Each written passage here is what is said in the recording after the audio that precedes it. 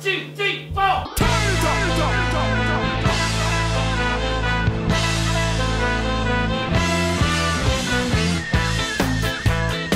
Hello and welcome to the NESN Soccer Podcast on this lovely December Monday. I am Mark, along with Marcus as always, and very early this morning, Marcus, were you awake? Did you wake up for it? The Champions League draw? I was awake, but not for the draw. Oh, well, that's very early to be awake now for the draw. Yeah. The draw was at 6 a.m. Eastern Time in the United States, and we got our Champions League knockout round of 16 matches. I think that there are a lot of really juicy ones, maybe more so than the last couple of years as far as the round of 16. But I think we're going to go through each matchup and kind of spend various amount of time on each one depending on how interested we are in each one. But we're going to start with Liverpool versus Bayern Munich. And before we even jump into that, I didn't actually watch any of the draw. I've only seen the actual matches. You didn't wake up for it? No, and on your day off? I feel like we always have at least one little comment about whatever the production was surrounding these draws, whether it's the World Cup or anything like FIFA or UEFA kind of like pushed out there. Yeah, I tend to not really worry about or follow UEFA draws in terms of the production. The glitz, they're not really known for that. UEFA draws are generally business as usual. Yeah, I haven't seen many, even like Twitter videos up there. So I'm guessing pretty much nothing happened. And we got the teams and we got the matchups. Yeah, I haven't heard about anything that. Yeah, time to go. But all right, so Liverpool versus Bayern Munich. People talking about Jurgen Klopp and how he turned down Bayern Munich whatever years ago. That's not really a big storyline for me. For me, it's that I think Liverpool got very unlucky with this draw. And people are going to say Bayern Munich is on a down year. And wait, when did Klopp turn down Bayern Munich? I saw that headline. I guess before he took the Liverpool job. Obviously before that. But when he was, I think, with Dortmund, maybe he turned down Bayern. I'm not sure of the whole timeline. Yeah, I don't think he did. But anyway, small potatoes. And it could have even just been rumors. Right, exactly. I don't think it's really the story. I think the story is that Bayern Munich pretty notably is off to a slow start. But we say slow start, they're 9 points back of Dortmund in the Bundesliga. And they lost to Dortmund pretty recently. Yeah. But I kind of almost see that as making Bayern more dangerous in the second half of the year. Because we all know they're more than capable of making up those 9 points and going on an absolute tear in the Bundesliga. And I think that could benefit them in the Champions League because in so many years past, we even get to February and into March, and Bayern Munich's Bundesliga games are more or less unimportant. Right. And they're just waiting for Champions League games to roll around. And I don't care how competitive you are or how much of a professional you keep yourself as, you can't just go from relatively meaningless games to just suddenly having huge games, a gigantic game in the middle of the week. It's kind of hard to maybe flip that switch, even though I'm sure Bayern Munich doesn't use it as a real excuse. It's in there somewhere, and I think if they're fighting to rise through the Bundesliga standings and having really important matches against mid-level or lower tier German teams, but they still need to do well in those matches. Mm-hmm. I think it's only going to be positive, especially in the round of 16. Maybe if they do get to the top, and it won't be such a factor if they were to advance in the Champions League. But I think for this round, by the time February rolls around, Bayern Munich's going to be maybe playing their best soccer. And Liverpool will just be grinding it out in the Premier League in very competitive matches. And they'll be ready to go, but it's kind of a grind for them. Whereas for Bayern, I think they're going to be peaking at the right time, if that makes sense. Yeah, I think you stumbled onto the right point. You ended up in the right place. I don't necessarily agree with your logic. Actually, I do. Bayern will be, they'll be a wounded animal in the second half and playing for their lives, and I expect a much better Bayern Munich team to face Liverpool on February, let me just get these dates right, February 19th and March the 13th. Yeah. Especially if Arsene Wenger is Bayern Munich's head coach, which could happen. How quickly do you think that would happen? In January? Yeah, early January, right in the winter break. That would be very juicy. Yeah. Niko Kovac is not working out very well at Bayern right now, and well,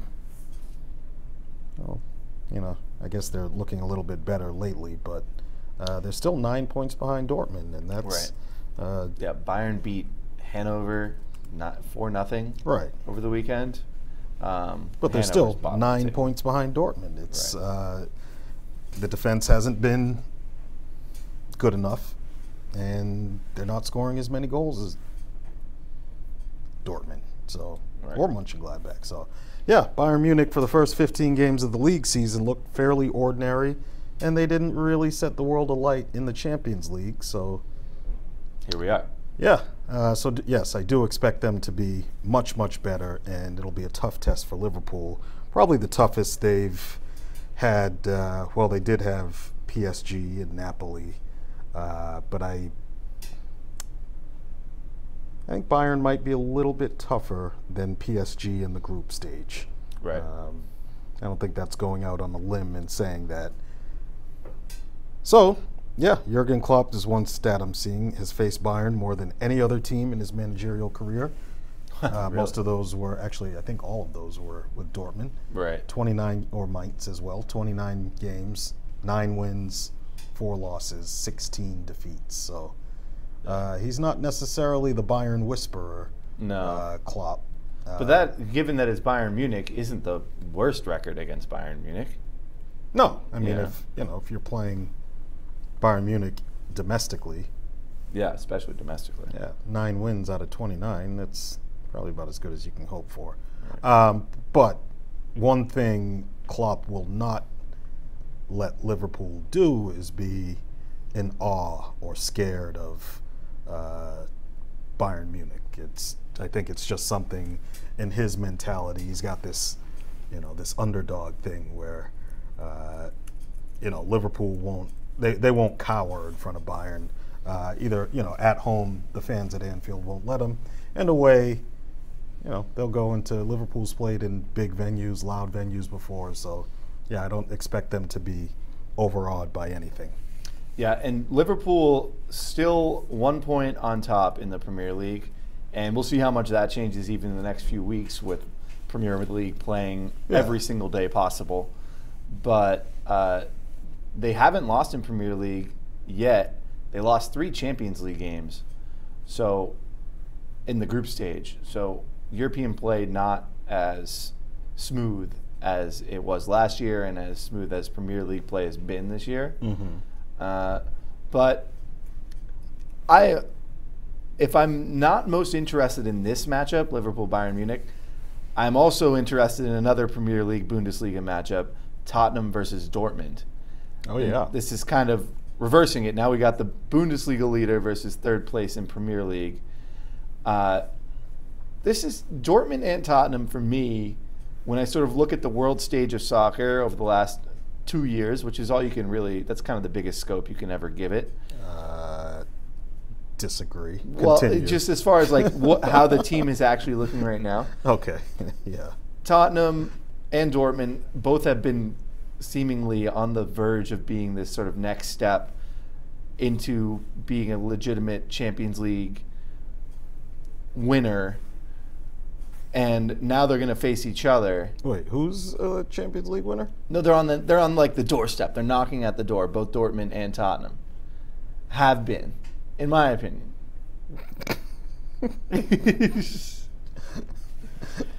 Tottenham and Dortmund. They're right your there. opinion aside, are nowhere near winning the Champions League. Please continue. Well, I'm going to say Dortmund winning it.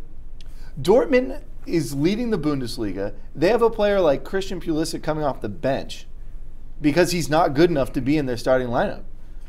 Because Jadon Sancho is a magician out there, and he gets better every game.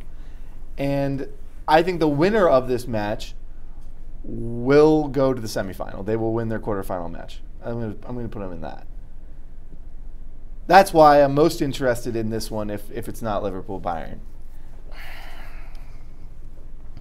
It's just a fantastic opportunity for both You teams. see, the winner of that one could get a plum draw in the quarterfinals. Yes. You said they would go to the semifinal. Yeah. I'll take that bet. What are the stakes? I don't know. Well, we have 2 months to come up with them. Neither Spurs nor Dortmund are going to the semifinal. Period. We'll see about that, Marcus. If they draw Roma or Porto, Not going to happen. Could happen. No, they'll blow it. Why are you so down on both of them? I mean, there's just, there's a pecking order and a hierarchy of the world. And neither Tottenham nor Dortmund are at or near the top. Well, Dortmund did very well in their group stage. In my opinion of what I just said, or these teams have to win the Champions League to move me from that position. Well, I guess it is worth noting that both Liverpool and Tottenham squeaked into the knockout rounds pretty much on the last day. Yeah. Being even on points with 2 Serie A teams. Yeah. Dortmund was one of the best teams in the Champions League this season in the group stage. Won 4, lost 1, drew 1, scored 10, only conceded 2 in 6 games. That bodes well. I am excited to see what Dortmund can do as the schedule really I have gets a a lot feeling more clogged up. Dortmund will beat Tottenham in this tie, and they might sneak into the semifinals, but I wouldn't expect it. I think either of these teams would be beyond thrilled to get into the semifinal. All right. That's actually true, but let's round out, there's 2 more. Manchester United versus Paris Saint-Germain. yes. This has all the glitz and glamour, but I'll be very surprised if PSG doesn't not just win, but kind of easily over the course of 2 legs by being at least 2 goals clear by the time 180 minutes runs off the clock. You said PSG will beat Man United by 2 goals? Over the course of the 2 legs, yeah. Yeah, sounds about right. At least. Yeah. I don't see Manchester United being, they're 6th right now in the Premier League. If something doesn't change, and basically, Zinedine Zidane replacing Mourinho tomorrow, I don't see how Man United can advance past the round of 16. So maybe this will be the year that PSG, I don't think PSG has advanced past the round of 16, certainly since Qatar Sports Investments bought the team in 2011 or 2012, I think it was. Let's see, round of 16, Champions League, quarterfinal. Quarterfinalists in 2013. Okay, they've gone to the quarterfinals. Round of 16 the last 2 seasons. Quarterfinals the 4 seasons before that. So the semifinals remains a big hump for PSG. And I have a feeling that they're going to beat Man United and then reach the semifinal where they probably belong at this stage in their existence. When you go back to Man United and Jose Mourinho, you're talking about potential new coaches with like Bayern Munich. What are the chances that Mourinho's not even around by the time these matches take place? I think it's fairly low.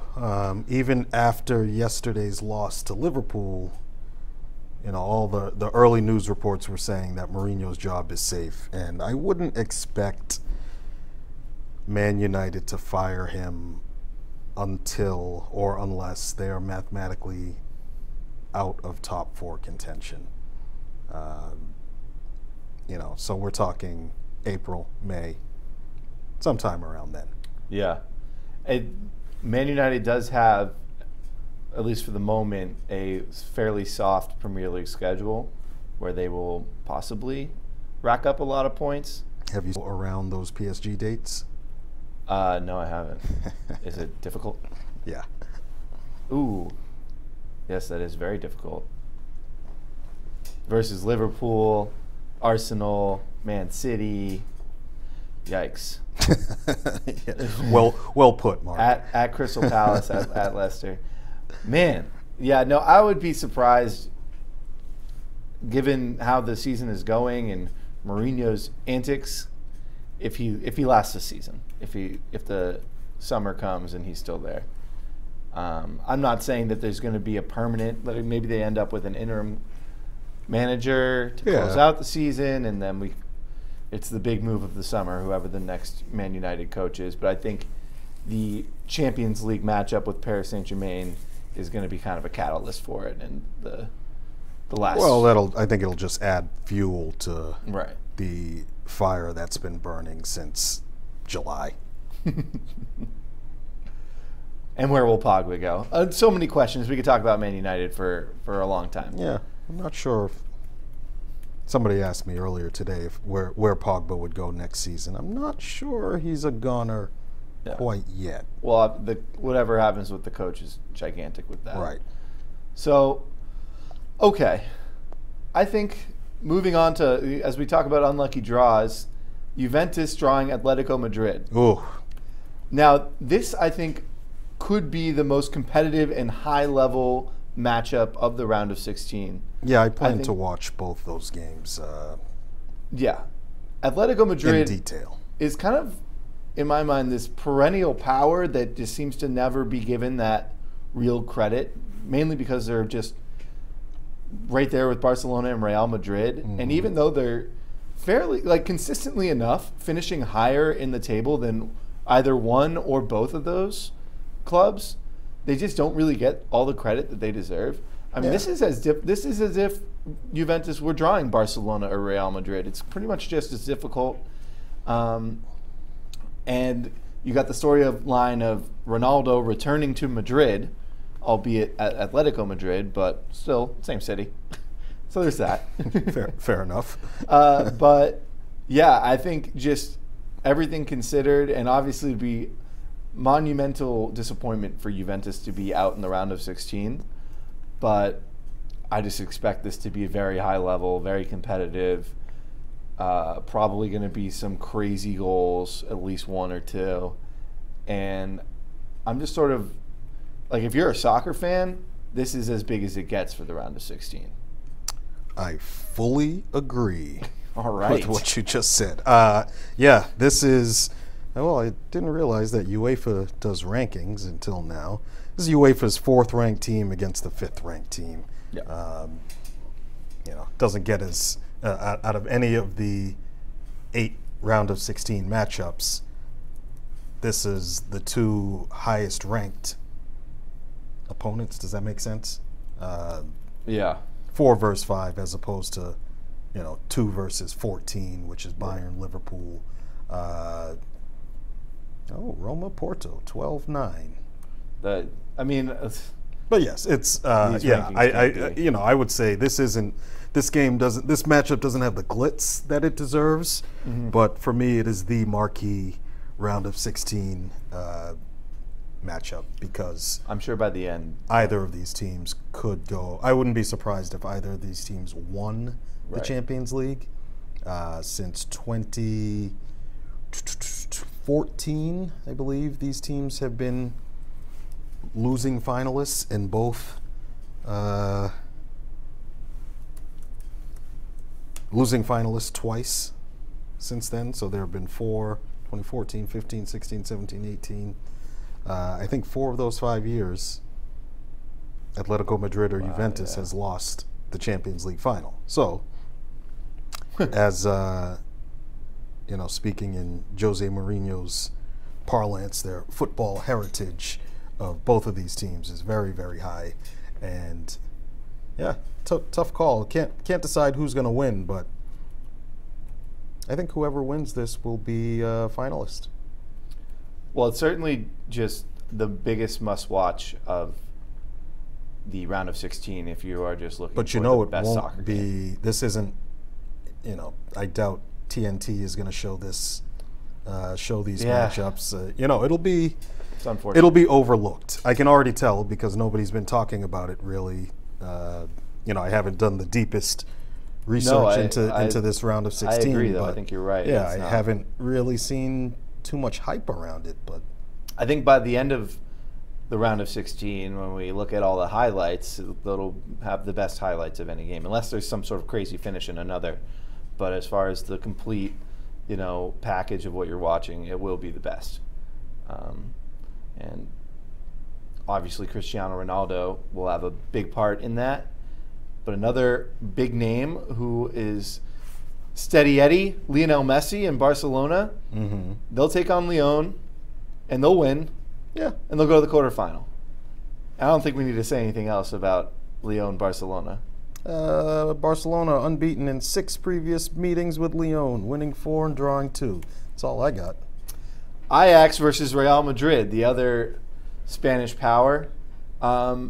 Again, I think Real Madrid should have no trouble. They have sort of righted their ship from a very early slow start. Ajax should be exciting to see their home atmosphere and their home leg. They have the first leg, they have the February leg. But What excites you about Ajax's home support? just it's kind of a legendary club sort of thing. At least back What was the last European city you visited? Amsterdam. Stadium looked really cool from a ways off. I knew there was some sort of personal bias in this. Real Madrid. There's a very passionate fan base, at least within the city. You see the jersey on people everywhere.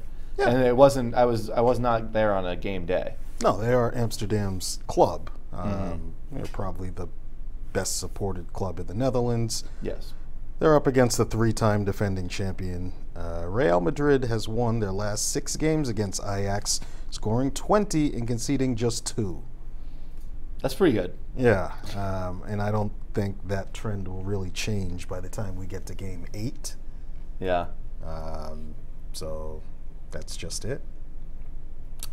But Agreed. good for Ajax to be back in the Champions League round of 16 because it's been oh so long since that has happened.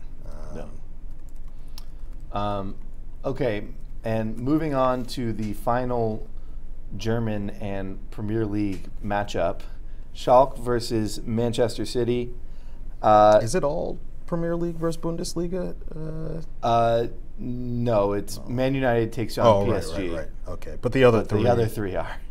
So I saw it's kind of funny that happened that way. Well, I saw a headline, and I didn't actually read the piece, but it was interesting. It intrigued me, which was saying that the Bundesliga is kind of positioned as the fan-friendly, less commercialized alternative to the Premier League. Yeah. And these matchups will sort of define how the 2 leagues stand against each other. Yeah.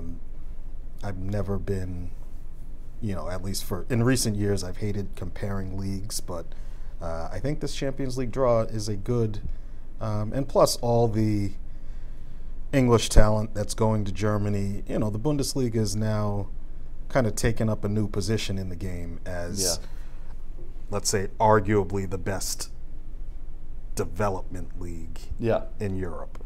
Okay.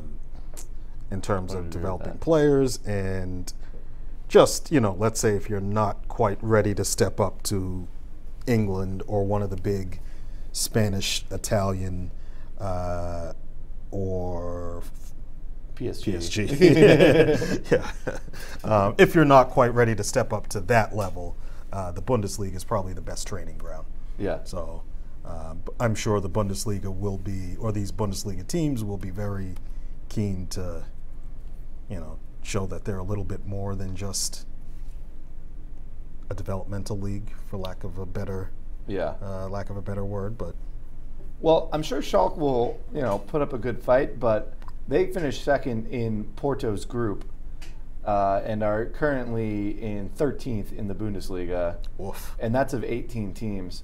So they're more than a long shot versus Manchester City.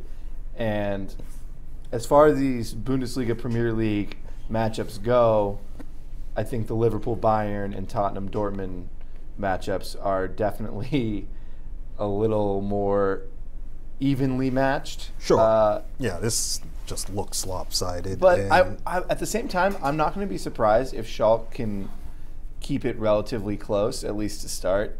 Maybe the first leg is in Germany. On what date? In February something. Okay.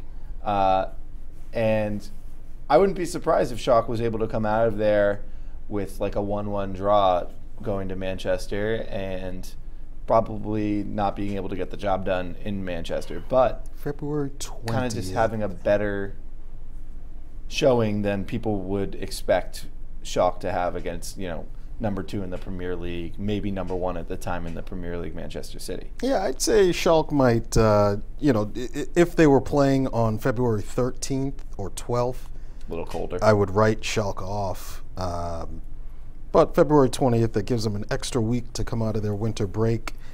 I would say they will be a little stronger than they were, and I'm not really basing that on anything other than their woeful position right now. Yeah. A team that's in the Champions League round of 16 obviously has a bit of quality that has been that they're not showing. So, yeah, I would say Schalke will give Man City a little bit of a scare or a heart palpitation on February 20th, and then Man City will put it right on March 12th in Manchester. Yeah, I can't see how Schalke beats Man City over 2 games. No. With Man City being among the favorites in the competition this season. Yeah. And that brings us to our final matchup. That's it? Yeah, I mean, we gone through them all? Oh, yeah. We went through them all. Roma Short and Porto. Sweet. Roma versus Porto. Roma has to feel extremely lucky to be in the position that they're in. Because right now, Roma, and this could even change by the end of the day, sits in 6th place in Serie A. They've been very disappointing, dropping points to... They haven't even hit the toughest part of their schedule yet, basically. And to draw Porto instead of some of the real, Barcelona, Real Madrid, Manchester City, PSG, Dortmund, or Bayern, to end up with Porto is just extremely lucky. Yeah. Or they couldn't have drawn Real Madrid because they're in the same group. Couldn't have drawn Juventus because they're both Italian. But it gives them an opportunity to change the narrative of their season, in my opinion. And that would start in Serie A with a run of form, and that could lead into playing well when February rolls around, and they get the chance to take on Porto. But having said all that, Porto won their relatively easy group, and it will be very difficult. I think we talked about how competitive and high level Atletico versus Juventus will be. Yeah. I feel like this is kind of a miniature version of that. This will be very competitive, but a much lower level of soccer quality. Sure. If that makes sense. Yeah. But I think it'll be very tight and very, let's call it dramatic games, at least, especially in the second leg. I think it'll be very close, and one of the teams will be desperate for a goal in the closing minutes to, push them through. Yeah, I could see this being tense, competitive, exciting, even if you have a rooting interest. Yes. Porto hasn't gone beyond the round of 16 since 2008. No, quarterfinalists in 2015. Yeah. And then before that, was this the round of 16 in the Champions League in 2009? Oh no, quarterfinalists in 2009. Quarterfinalists in 2015. So we're looking at every few years. I want to say Porto is going to slip past Roma, but nothing's really jumping out at me. They're playing well domestically, but yeah. Oh, they scored 15 goals in the group stage. They should be able to put some up against Roma. I know this was kind of a 2018 narrative, and we'll be going into 2019, but Roma does have a little bit of Champions League magic in them, and they came from behind in their home leg to advance in the round of 16, and in the quarterfinals versus Barcelona. Nearly did the same thing against Liverpool, ending up losing by one goal to Liverpool in the semifinals last year. I think that there's something maybe about, the Stadio Olimpico and Roma, the players getting more up for these matches than they do for Serie A matches. Unfortunately for their Serie A position, but the team itself is built to be able to compete in Champions League, and their lack of depth shows in their Serie A matches, but they don't really have a problem, or not that they don't have a problem, but they are just better in Champions League than they are in Serie A because of their lack of depth. And so I think that'll kind of show through versus Porto, giving them possibly a slight edge. But again, it's going to be very tight, very competitive, as we said at the start. I'll take your word for it. I haven't followed Roma too closely this season. I know they're struggling domestically. What are they, 6th? They are 6th, and that's after a win yesterday, which brought them up from, I think, 7th or 8th. I guess I'll have to take your word for it on... And very far back of even the 2nd position. Right. So... which is very far back of Juventus. Right. Yeah. So they'll be competing to return to Champions League when the season comes to an end. So, kind of grab that money while you can if you can get to the quarterfinal. Sure. So that brings us through every round of 16 match. I think we shot through that at a very reasonable pace. Yeah, I was okay with it. Of course, we'll revisit the Champions League in February when the matches are about to take off. Right. With updated rosters and league positions. But yeah, I think we've got a lot of really great matchups, and kind of are also positioned to continue to just have a high-level knockout phase in the quarterfinals and beyond. Yeah, I mean, that's where the Champions League is really, that's where it separates themselves, and it proves itself as the elite soccer competition on earth. Right. I would say the Champions League is probably a higher level than even the World Cup and the European. Yeah. And that's what we see every, I guess, spring. Right. No, I completely agree. Yeah. But Marcus, thank you for joining me. Oh no, thank you for joining me. And we'll be back, I believe, later in the week. Marcus, you and I are about to talk about it, I think, after we finish recording here, with a 2018 year review. We're not sure when that'll be coming out, but we're going to figure it out. Yeah. And sometime before the end of the year. Yeah, and be sure to stick with us through January. We'll discuss transfers, and we just keep on rolling as the soccer world turns. If you want to continue to follow us and you're listening on YouTube, be sure to follow us on iTunes by searching NESN, that's NESN, for all NESN soccer podcasts, as well as the entire NESN podcast network. And be sure to comment, like, share, do all of that. Very easy to follow. Review. Yeah, review, Leave stars. all that good stuff. But thanks again.